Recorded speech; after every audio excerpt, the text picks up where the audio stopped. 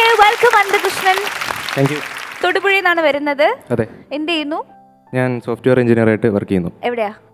ബാംഗ്ലൂരായിരുന്നു, പക്ഷേ കൊറോണ വന്നപ്പോൾ വീട്ടിലായി. ഇപ്പം വർക്ക് ഫ്രം ഹോം ആണ്. അതെ. സോഫ്റ്റ്വെയർ എഞ്ചിനീയർ ആണ്, വേറൊരു പ്രൊഫഷണൽ ആണ്. പക്ഷേ നമ്മളുടെ പരിപാടിയെ കളർഫുൾ ആക്കുന്നതിന് വേണ്ടി അദ്ദേഹം സമയം കണ്ടെത്തി ഇവിടെ എത്തിയിരിക്കുകയാണ്. Very good, congrats. Very good.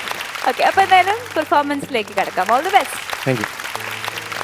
അപ്പോൾ ഹായ് എല്ലാവർക്കും നമസ്കാരം. രമേശേട്ട, അനുശ്രീ ചേച്ചി നമസ്കാരം. നമസ്കാരം. ഇവിടെ വരാൻ പറ്റിയതിൽ വളരെ സന്തോഷം. എനിക്ക് ഏറ്റവും സന്തോഷം എന്താണെന്ന് വെച്ചാൽ എൻ്റെ പേര് മുഴുവൻ അനന്തകൃഷ്ണ എന്ന് വിളിച്ചു. ആരും വിളിച്ചിട്ടില്ല, എൻ്റെ പഞ്ചായത്തിൽ ആരും വിളിച്ചിട്ടില്ല. അങ്ങനെ അനന്തു എന്നേ വിളിക്കുള്ളൂ. അനന്തു, അനന്തൻ, അല്ലെ കട്ട് ചെയ്തിട്ട് മാക്സിമം പണ്ട് ഹംസക്കോയ ബാലസ്ന എന്ന് വിളിച്ചു. അവർ അനന്തസ്ന ഒരു അപ്പു കണ്ണൻ ഉണ്ണി. ബയോഡേറ്റയിൽ ശിവരാമകൃഷ്ണൻ. അതെ, ഈ അപ്പു തൊപ്പി എന്നൊക്കെ പേരിട്ടാലുള്ള സംഭവം എന്താണെന്ന് വെച്ച് കഴിഞ്ഞാൽ ഇവർക്ക് പ്രൈമറി വിഭാഗത്തിൽ ഇവർ സ്റ്റാർ ആയിരിക്കും. പക്ഷേ ഈ ഒരു മീശയൊക്കെ കിളുത്ത് അവസാനം പ്രീഡിയിരിക്കുന്ന പറയുന്നത് ഇത്രയും താടിയും വളർത്തി വീട്ടിൽ അപ്പു ഇരിക്കുന്നു എന്ന് പറയുമ്പോഴത്തേക്ക് ഒരു ചെറിയ വിഷയം വരും. അതുകൊണ്ട് ഞാൻ ചെറുപ്പത്തിൽ തന്നെ എൻ്റെ മോന് വീരൻ എന്ന് പേരിട്ടു. ചെറുപ്പത്തിലും പ്രശ്നമില്ല, വലുതാകുമ്പോഴും മീശയൊക്കെ പിരിച്ചിരുന്നാലും വീരൻ. കൊള്ളാം, ഒരു വീരസ്യം ഉണ്ടാവുമല്ലോ. ഇതൊരു പ്രത്യേക ഇനം മലയാളികളാണ്. ഇവരെ ഞാൻ സമ്പൂർണ്ണ മലയാളികൾ എന്ന് വിളിക്കും. എന്താഘോഷമായാലും ഇവർ ഗംഭീരമായിട്ട് ആഘോഷിക്കും. അതിപ്പോൾ പൂരം, പെരുന്നാൾ, അങ്ങനെ എന്താണെങ്കിലും ഒരു കാരണം കിട്ടിയാൽ മതി, അപ്പോൾ ആഘോഷിക്കും. ഇനിയിപ്പോൾ ഒരു കാരണം കിട്ടിയില്ലെങ്കിലും പ്രശ്നമല്ല, അപ്പോഴും ആഘോഷിക്കും. അതായത് എല്ലാ ദിവസവും രാവിലെ മുറ്റത്തൊരു മൈന വന്നിരിക്കാറുണ്ടായിരുന്നു. ഈ മൈന പിറ്റേ ദിവസം വന്നില്ല, ചത്തുപോയി.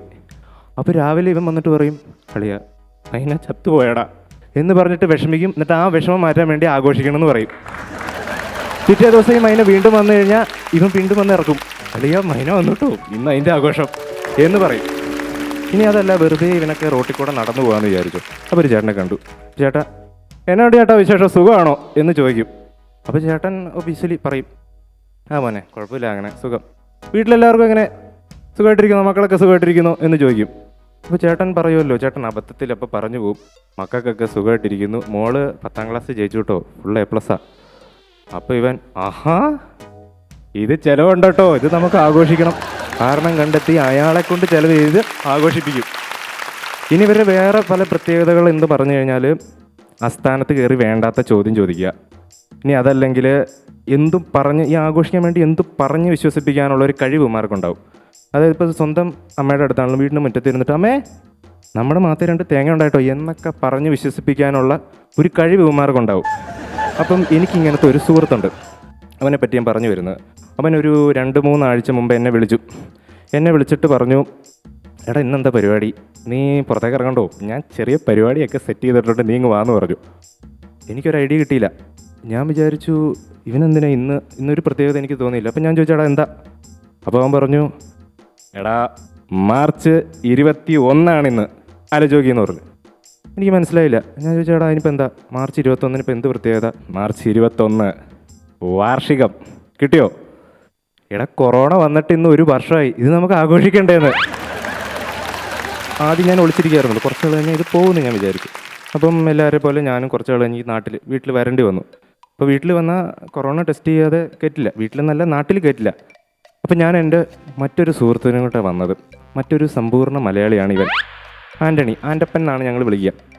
ഇവൻ്റെ കൂടെ ഇറങ്ങാൻ നേരത്തെ തന്നെ ഇവൻ പറഞ്ഞു, നമ്മൾ കൊറോണ ടെസ്റ്റ് ചെയ്യുന്നുണ്ടെങ്കിൽ വലിയ ഹോസ്പിറ്റലിൽ ടെസ്റ്റ് ചെയ്യൂ, വലിയ സെറ്റപ്പ് കൊള്ളി. അപ്പോൾ ഞാൻ ചോദിച്ചാൽ വല്ല ഗവൺമെൻറ് ഹോസ്പിറ്റലിൽ പോരെ?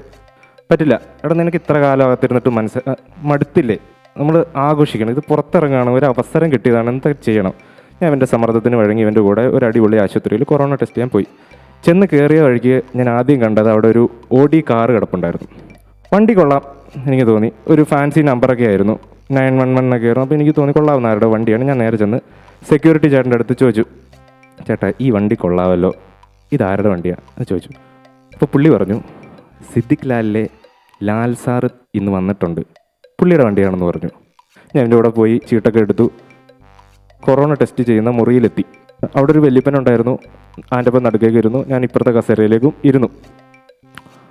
അപ്പൂപ്പൻ അവിടെ ഇരിപ്പുണ്ട്. അപ്പൂപ്പൻ്റെ മൂക്കിൽ ഇങ്ങനെ ഇരിക്കുക പുള്ളി. എന്നിട്ട് സിസ്റ്റർ ഇതെടുത്തു ഇട്ട് നോക്കി, ഇതെന്താ ഒരു വെട്ടത്തിൻ്റെ അടിയിലേക്ക് വെച്ചിട്ട് ഈ സംഭവം നോക്കി. ഞാൻ ആ ഗ്യാപ്പിൽ അപ്പൂപ്പൻ്റെ അടുത്ത് ചോദിച്ചു, ഇത് പ്രശ്നമാണോ അപ്പൂപ്പ? അത് എങ്ങനെയുണ്ട്, വേദന എടുക്കുമെന്നൊക്കെ ചോദിച്ചു. അപ്പൂപ്പൻ എൻ്റെ മോനെ ഉള്ള ജീവൻ പോയി. അപ്പൂപ്പൻ എന്ന് പറഞ്ഞാൽ ഒരു ഇടിവെട്ടിയ കൃഷ്ണതുളസി ഇങ്ങനെ ഒടിഞ്ഞ് നിൽക്കണ മാതിരി നിൽക്കുക. വയ്യ, ആകെ ഒരു മൂക്ക വർക്കിംഗ് ഉള്ളൂ, അല്ല ഇത് അടിച്ചു വച്ചേക്കുക. അപ്പോൾ വയ്യാന്ന് പറഞ്ഞ് അപ്പൂപ്പൻ ഇങ്ങനെ ഇരിക്കുന്ന സമയത്ത് സിസ്റ്റർ തിരിഞ്ഞിട്ട് അയ്യോ കിട്ടിയില്ല എന്ന്. ഇത് കേട്ടതും അപ്പൂപ്പന് ദേഷ്യം വന്നില്ലേ, ഒന്നാമതുള്ള ജീവൻ എടുത്തു. അപ്പൂപ്പൻ പറഞ്ഞ് എൻ്റെ സിസ്റ്ററെ നിങ്ങൾ തന്നെ എൻ്റെ മൂക്കിൽ പിന്നെ ചൂണ്ടയിടുമായിരുന്നോ? അല്ലേ, എൻ്റെ മോനെ കേൾക്കണം, ഇത്ര കയറ്റിയാൽ മതി എന്ന് പറഞ്ഞിട്ട് അടിച്ച് ഉച്ചി വരെ കയറ്റിയിട്ട് ഇത്ര കിട്ടിയില്ല എന്ന്. സിസ്റ്റർ കളിപ്പിലാണെന്ന് മനസ്സിലായി ഞാൻ. സിസ്റ്റർ വരുമ്പോൾ എല്ലാം സെറ്റാക്കി ഇങ്ങനെ നിന്ന് കൊടുത്ത്. സിസ്റ്റർ വന്നു, മറ്റേ സാധനം എടുത്തു, പഞ്ഞിയെടുത്ത് 2 തൊടയൊക്കെ തുടച്ചു, നേരെ വന്ന് മൂക്കിലേക്ക് വെച്ചു. ഇത് വെച്ചിട്ട് എനിക്ക് കണ്ണ് തുറക്കാൻ മേല, അതായത് വയ്യ ഇങ്ങനെ ഇറുകി പിടിച്ചിരിക്കുക, ഇത് കയറി പോലെ. ഞാൻ അങ്ങനെ പോയി ഇതെവിടാ പരലോകം എത്തിയോ എന്നാലോചിച്ചതാ ഇങ്ങനെ നിൽക്കുമ്പം ഒരു ശബ്ദം, അങ്ങനെ കുഴപ്പമില്ല, അങ്ങനെ പോകണമെന്ന്. എനിക്ക് സംഭവം മനസ്സിലായി. ഞാൻ ലാൽ സാർ ഇപ്പം ഇങ്ങനെ ഓട്ടക്കണ്ണിട്ട് നോക്കിയപ്പം ഡോക്ടറുടെ മുന്നിൽ ഇരിക്കുക. അപ്പം ഡോക്ടർ ഇദ്ദേഹത്തിൻ്റെ അടുത്ത് പറയുകയാണ്, സാറേ അതായത് ഇപ്പം പറഞ്ഞതൊക്കെ ഒരു പേപ്പറിൽ എഴുതി തരാമോ, എനിക്കൊന്നും മനസ്സിലായില്ല എന്ന്. നിങ്ങളിപ്പം ഒരു നടൻ്റെ കൂടെ ഫോട്ടോ എടുക്കണമെന്ന് വിചാരിച്ചല്ലോ, അതുപോലെ അനുശ്രീയും ഞാനും ഒക്കെ ഒന്നിച്ചിരിക്കുന്ന ഒരു സമയത്ത് അനുശ്രീക്ക്, അപ്പോൾ അനുശ്രീ മേക്കപ്പ് ചെയ്തുകൊണ്ടിരിക്കുക. അപ്പം സ്പീക്കർ ഫോൺ ഇട്ടിട്ട് ഫോൺ സൈഡിൽ വെച്ചു, ഞാൻ അവിടെ ഇരുന്ന് കേൾക്കുന്നുണ്ട്. അപ്പോൾ ഒരാൾ അനുശ്രീനെ വിളിച്ചേക്കാണ്, ഹലോ അനുശ്രീയാണോ? അനുശ്രീ ആ അതെ, ഞാനൊരു ആരാധകനാണ്. ഓ താങ്ക് യു ചേട്ടാ, ഞാൻ ഇവിടെ നിന്നാണ് വിളിക്കുന്നത്. അതാണ് അനുശ്രീയായിട്ട് ഭയങ്കര ആരാധനയുടെ വർത്തമാനങ്ങൾ അനുശ്രീയുടെ സിനിമകൾ ഞാൻ കാണാറുണ്ട്, അങ്ങനെയാണ് ഇങ്ങനെയാണെന്നൊക്കെ പറഞ്ഞത്. അനുശ്രീ സന്തോഷത്തോടുകൂടി അയാളോട് മിണ്ടുന്നു. എന്നിട്ട് ഇതിനിടയിൽ അനുശ്രീക്ക് ചെറിയൊരു സംശയമുണ്ട്. പെട്ടെന്ന് അനുശ്രീ ചോദിച്ചു, അല്ല ചേട്ടാ നിങ്ങൾക്ക് എങ്ങനെയാണ് എൻ്റെ നമ്പർ കിട്ടിയത്? നിങ്ങൾ ആരാധകനൊക്കെയാണെന്ന് സമയത്ത് എങ്ങനെയാണ് നമ്പർ കിട്ടിയത്? പുള്ളി പറഞ്ഞു, അല്ല ഞാനിത് ഒരാൾ സിനിമാടന്മാരുടെ ഫോൺ നമ്പർ പൈസ കൊടുത്താൽ തരുന്ന ഒരാളുണ്ട്, ഞാൻ അയാളുടെ കയ്യിൽ നിന്ന് ഈ നമ്പർ സത്യം പറഞ്ഞാൽ മേടിച്ചതാണ്. ഞാൻ ഇപ്പോൾ അനുശ്രീ താങ്ക് യു ചേട്ടാ, എന്നെ വിളിക്കാൻ വേണ്ടി നിങ്ങൾ അത്രയും കഷ്ടപ്പെട്ട് ഒരാളുടെ കയ്യിൽ നിന്ന് പൈസ മുടക്കി നമ്പർ മേടിച്ച്, എന്നാലും നിങ്ങൾ എനിക്ക് തന്നെ വളരെ സന്തോഷമായിരുന്നു. മമ്മൂട്ടി, മോഹൻലാലും, കുഞ്ചാക്കോ ബോബനും, ടോവിനോ തോമസും, അല്ലെങ്കിൽ എത്ര നയൻതാരയും മഞ്ജുവാര്യരും ഒക്കെ ഉണ്ടായിട്ട് നിങ്ങൾ എന്നെ വിളിച്ചല്ലോ, അതിൽ എനിക്ക് നിങ്ങളോടുള്ള നന്ദി ഞാൻ അറിയിക്കുന്നു എന്ന് പുള്ളിക്കാരൻ പറയും. അല്ല അവരോട് ഞാൻ ചോദിച്ച്, മമ്മൂട്ടിയുടെ ഫോൺ നമ്പർ 45,000 രൂപ, കുഞ്ചാക്കോൻ്റെ ഫോൺ നമ്പർ 30,000 രൂപ, അനുശ്രീയുടെ മാത്രം ഫ്രീ ആയിട്ട് തരുമെന്ന്.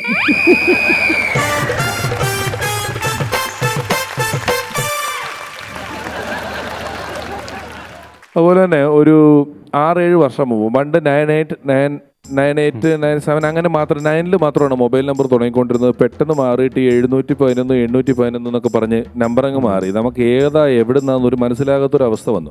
അപ്പോൾ നമ്മൾ ഷൂട്ടിംഗ് ഒക്കെ ഉള്ളപ്പോൾ ഇതുപോലുള്ള ദിവസങ്ങളൊക്കെ നമ്മൾ ഫോൺ മാറ്റി വയ്ക്കും. അപ്പോൾ നല്ല സ്റ്റേജ് പരിപാടികളുള്ള സമയമാണ്. നമ്മൾ ഇത് കഴിഞ്ഞാൽ ഇതിനകത്ത് 10, 24, 30, 50 കോളുണ്ടാവും. ഇത് തിരിച്ച് വിളിക്കും കുറേ അധികം ആൾക്കാരെ, കാരണം അങ്ങനെ സ്മാർട്ട് ഫോണൊന്നും അല്ല, ട്രൂ കോളറൊന്നുമില്ല. തിരിച്ച് വിളിക്കും ഓരോരുത്തരും, എന്തിനാ വിളിച്ചു.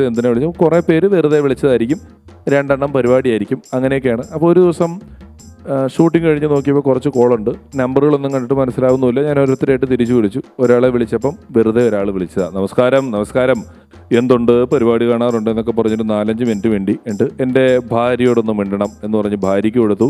2 മക്കളോടും വേണ്ടിയിട്ട് പുള്ളി തിരിച്ചു മേടിച്ചു. പിന്നെ എന്തുണ്ട് അവിടെ വിശേഷങ്ങൾ? ഞാൻ സുഖമായിട്ടിരിക്കുന്നു. അവിടെ ചൂടൊക്കെ എങ്ങനെയുണ്ട്?